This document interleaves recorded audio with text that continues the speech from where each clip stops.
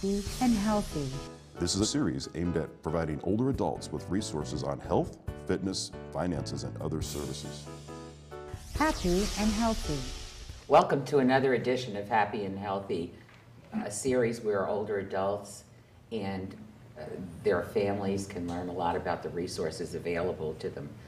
Today we're going to be talking about support services for people who may need a little extra care, a lot more care, and also their caregivers as well, the support services available to them. I'm Louise Thompson. I'm the Executive Director of Tampa Bay Community Network, where you can come down, learn how to produce a show, and also put one on just like this one. Just give us a call and we'll get you all settled up.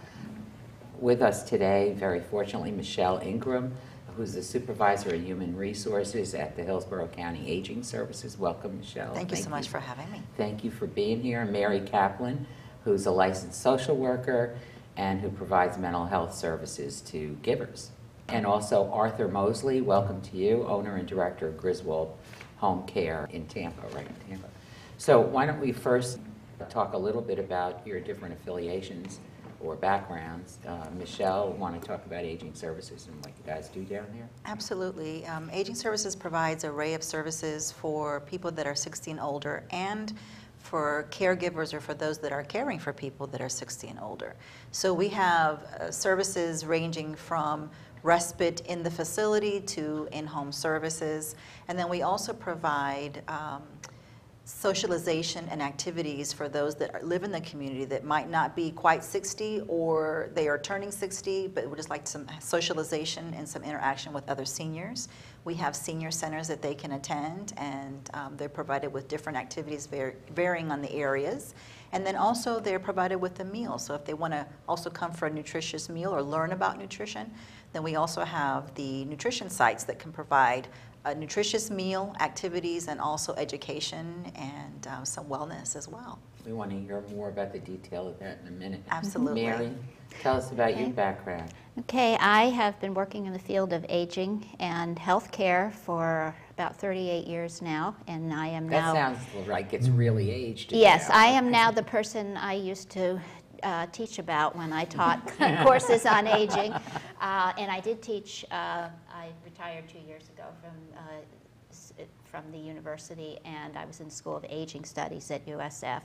I taught the courses on mental health and aging and Alzheimer's disease, and I am now doing what I was teaching about, and I'm back in clinical practice, working with caregivers and also older adults. Arthur, tell us about your services. Well, my wife and I own the Tampa office of Griswold Home Care. We recruit, screen, and refer caregivers back out into your home, wherever your home may be, whether it's an assisted living or it's a house or if it's even in a skilled facility. And what the caregivers typically provide are homemaking, companion type services, maybe incidental transportation, taking you back and forth to the doctor's office, and also personal care, things like buttoning a button, helping you get dressed, in addition to the other things we would think of as personal care, toileting, feeding someone, that sort of thing. Maybe some of us don't know when we need to start looking at these services, either for our parents or for ourselves. Is there a way that that's assessed? Mary, do you do that, or do you do I that? get involved many times when, particularly here in Florida, we have many older adults down here who do not have their families nearby.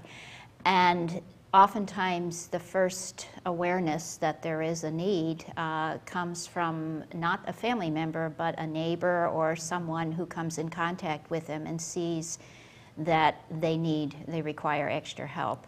And then the families sometimes get involved, sometimes don't.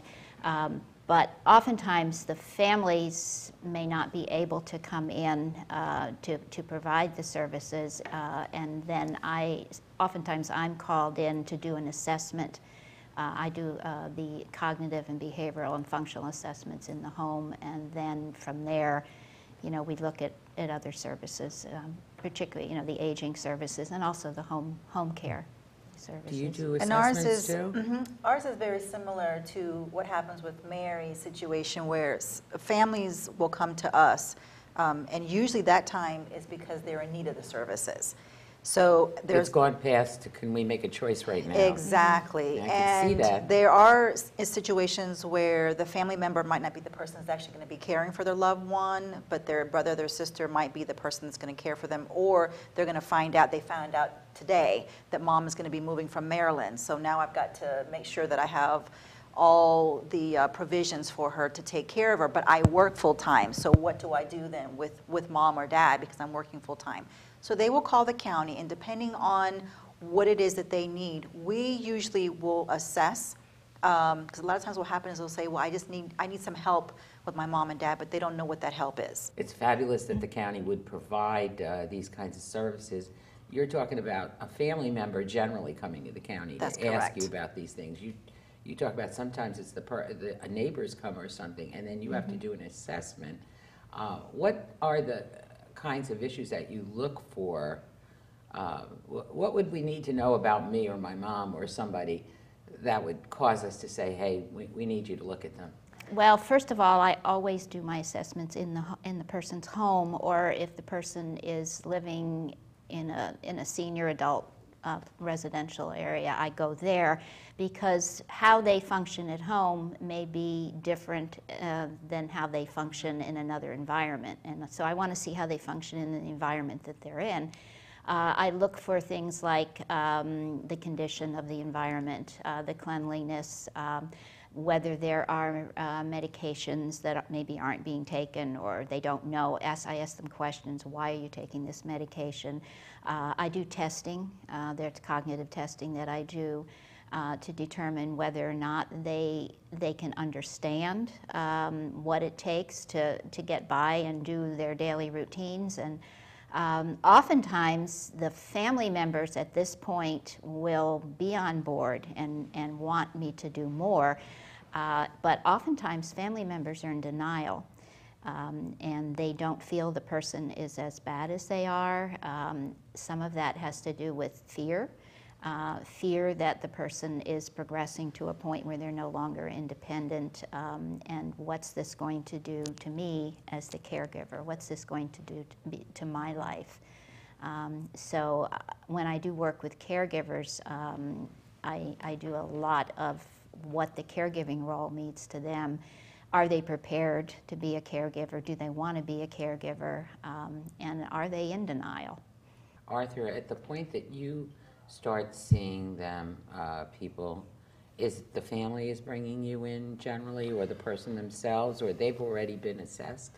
It's all over the board. It's Okay.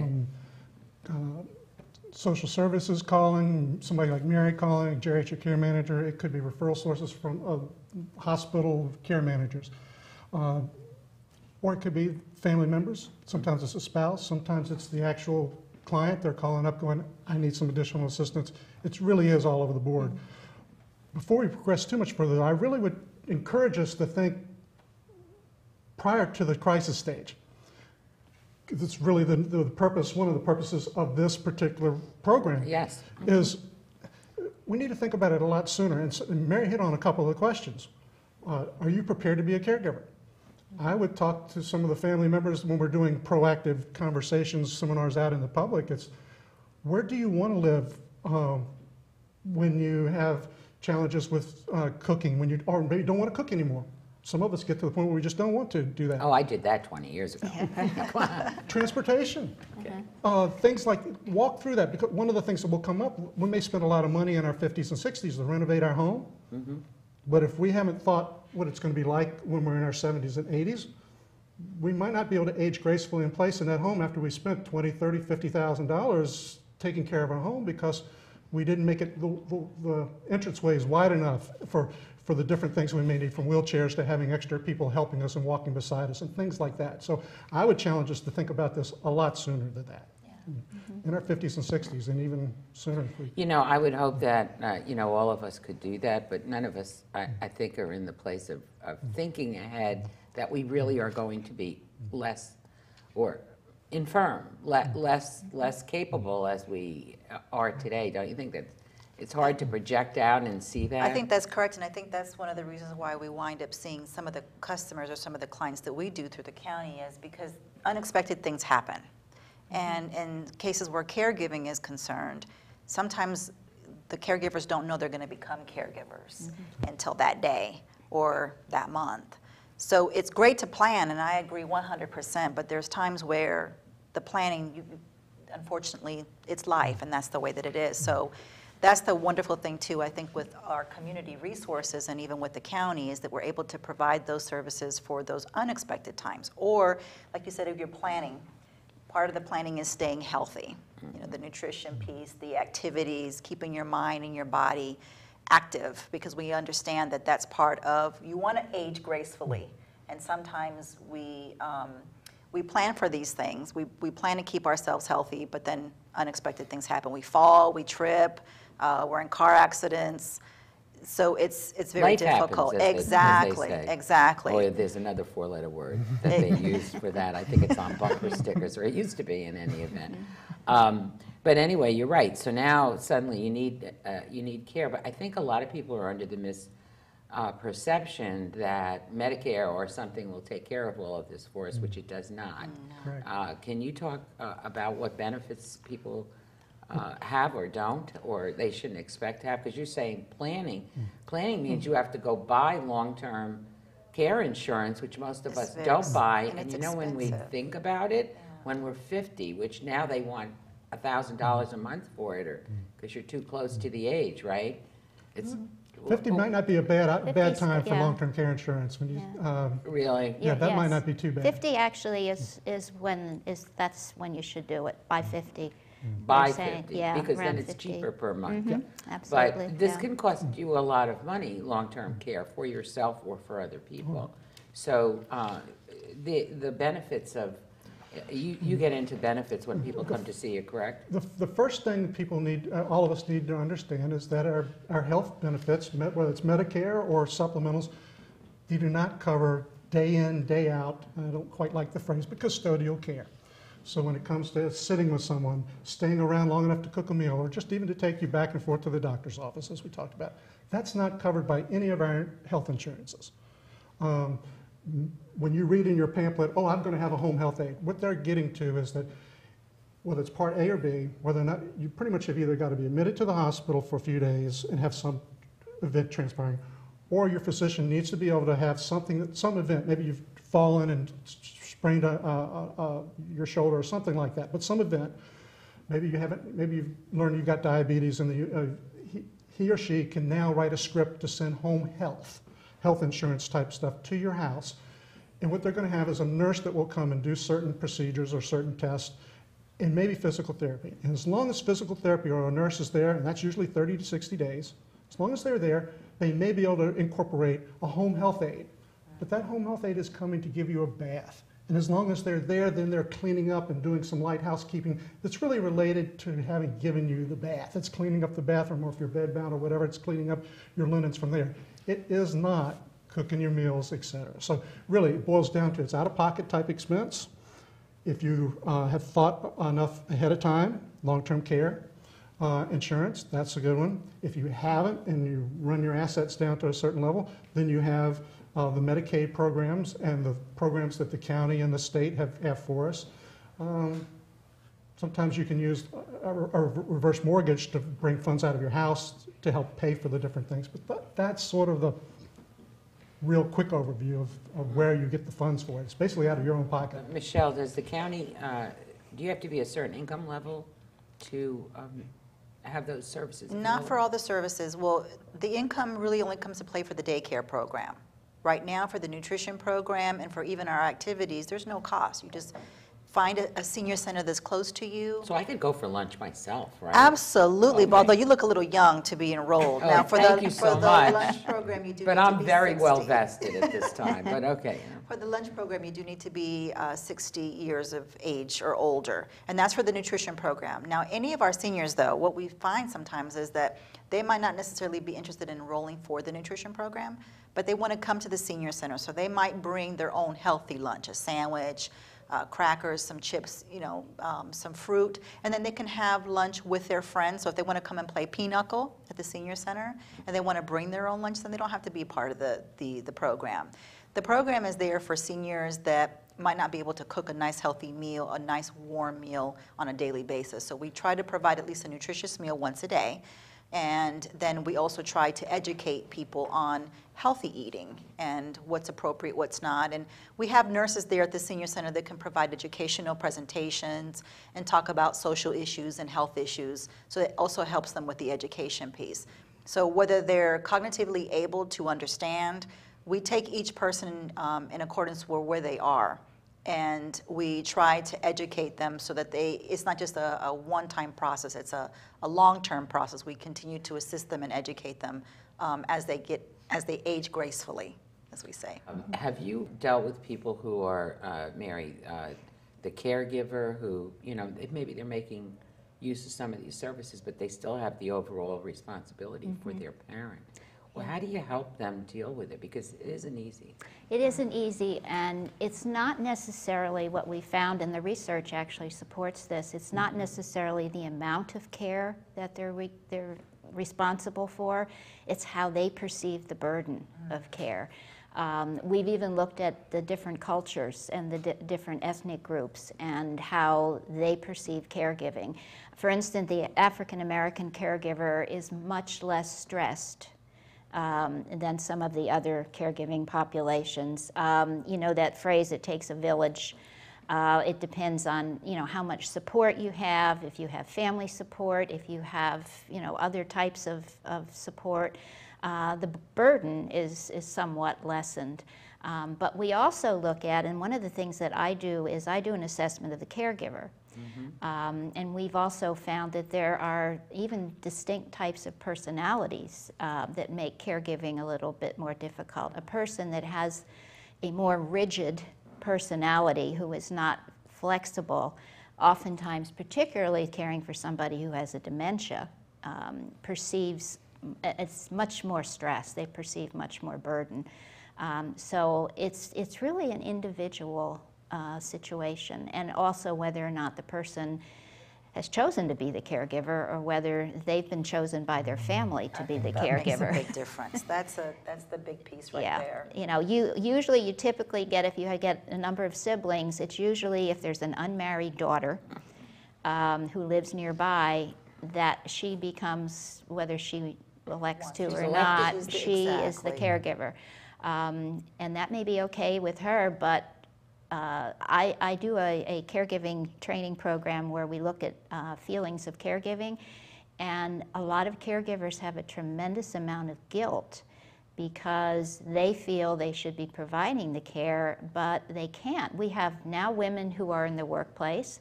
We have a lot of single-parent families. We have multiple generations that we're caring for, with longevity. Many different generations, sometimes in the house, multiple marriages. You're dealing with multiple sets of parents and grandchildren. And women in particular, although some men do a fantastic job and are up there, women are very stressed by having to balance all of these roles. And Mary, you probably see this, but you also see family dynamics in play. The person that's actually giving the care gets to see mom or dad day in, day out, and somebody that just comes in every month or once a quarter, they're going, oh, mom or dad they're just fine. You're sitter, or you don't have any real work to do, and that's right. It's they a don't real see job. the day-to-day work that that's They don't involved see it. with caring for that individual. Or they contradict everything, and they sabotage care plans. I've seen that many times where the care plan's been set and arranged and services are in there, and the out-of-town family member will come in and say, no, we don't want it this way, we don't need these services. And I've seen them where I don't know if you've had that experience, but they've actually canceled services, and they're not willing to step to the plate, but they're very willing to criticize. To share the costs or something. No, but they can be, and that makes it even doubly difficult for the caregiver. There's also a caregiver that we do not consider, and they've often been forgotten, and that's the long-distance caregiver. Just because you're not there day to day providing the daily care does not mean that you're not a caregiver. We have a lot of caregivers who live at great distance in different areas who feel the responsibility of caregiving. And I did a study on this a few years ago to see if the stress was as great on long-distance caregivers. And in some instances, it's greater because you add that potion of guilt. That you I was can't just be getting there. ready to say, and They we can't see be that, there. right? We Yeah. see that where they'll call mom and dad from wherever they are, Maryland, Rhode Island, every single day, sometimes 2 to 3 times a day.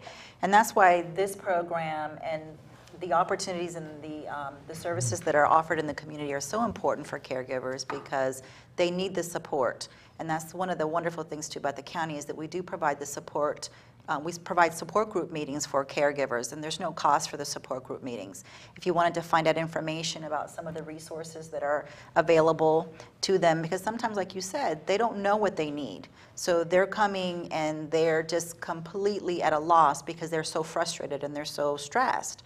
So the important thing is that caregivers get with an organization, whether they start with the county or they start with a facility, find out what exactly it is that they need for their individual purposes, and for each situation is so different and so unique. And that's the important part too, is that you have to find something that's going to work for you, because what might work for Mary might not work for my family. It's really important that if you're unsure, make that call and say, I need help.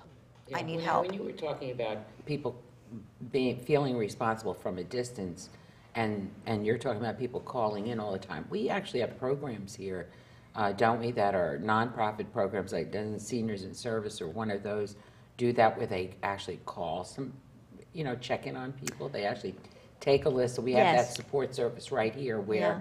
if you can't do it, or your parent is aggravated when you call them all the time, how are you, how are you, how are you, you get somebody else to do it too. Yeah, they do, but for the long-distance caregiver, I mean, that's also very good because it's also gives them a contact during the day and there's some socialization, somebody checking on them. But I find the long-distance caregivers, first of all, they don't know the support services in the community that they don't live in.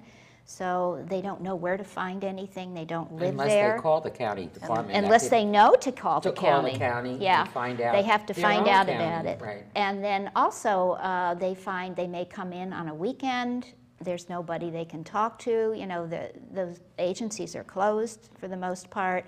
So accessibility is very difficult. I actually have a case. I had a situation where the mother lived in Ohio, the daughter was in Tampa, and the daughter said, as we all do to our family members, why don't you come live closer?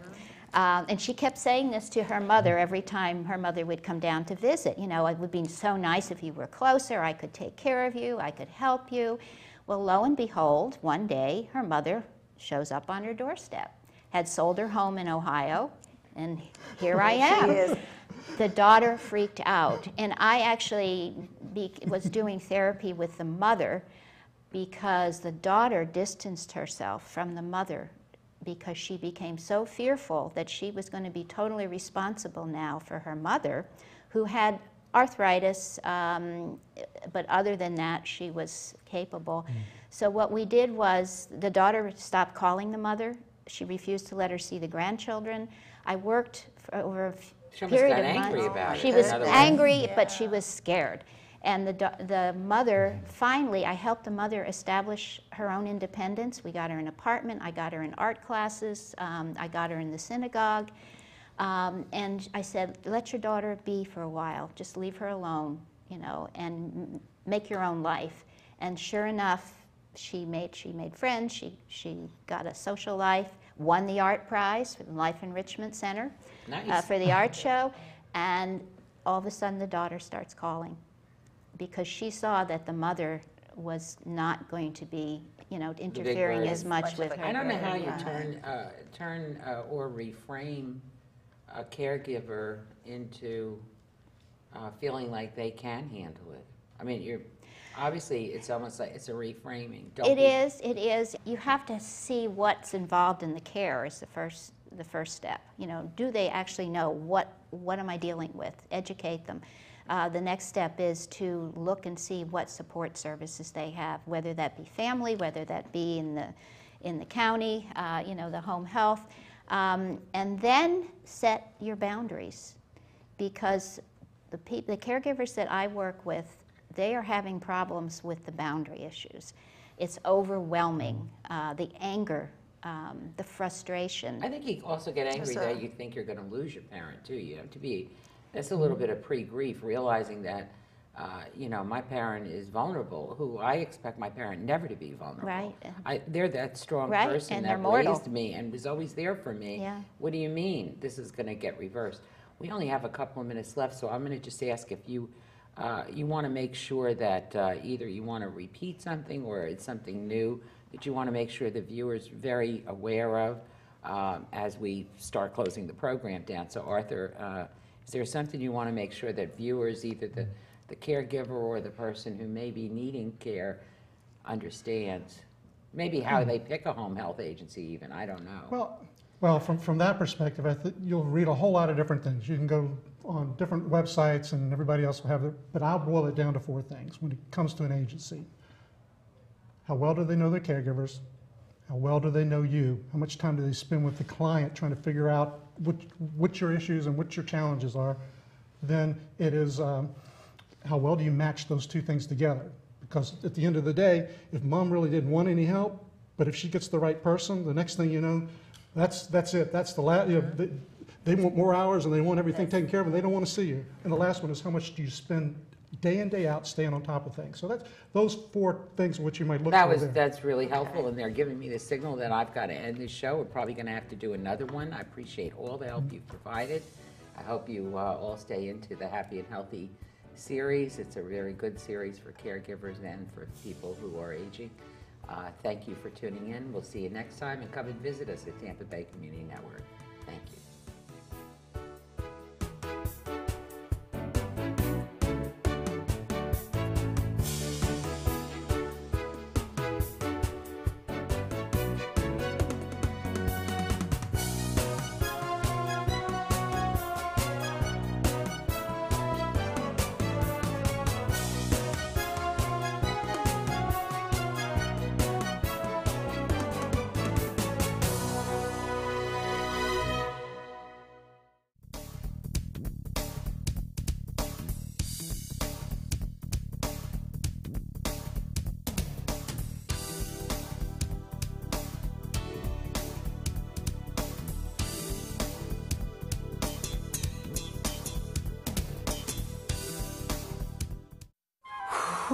Getting health information is a nightmare. It's all in how you look at it. To you, it's a pile of books and reading until your eyes drop out. But to me, I go straight to NIHseniorhealth.gov, click on what I want, and boom, there it is. NIHseniorhealth.gov, the medical website created with older adults in mind by the National Institutes of Health. Getting health information at our age is tough. Yeah, it's all how you look at it. To you, it's a pile of books and reading till your eyes drop out. But me, I go to NIHseniorhealth.gov, click on what I want, and bingo, there it is. Well, thanks for the tip. NIHseniorhealth.gov. It's easy to use. You can make the text bigger, make the contrast better, even make it talk to you. If only everything else out there were senior friendly. NIHseniorhealth.gov, built with you in mind.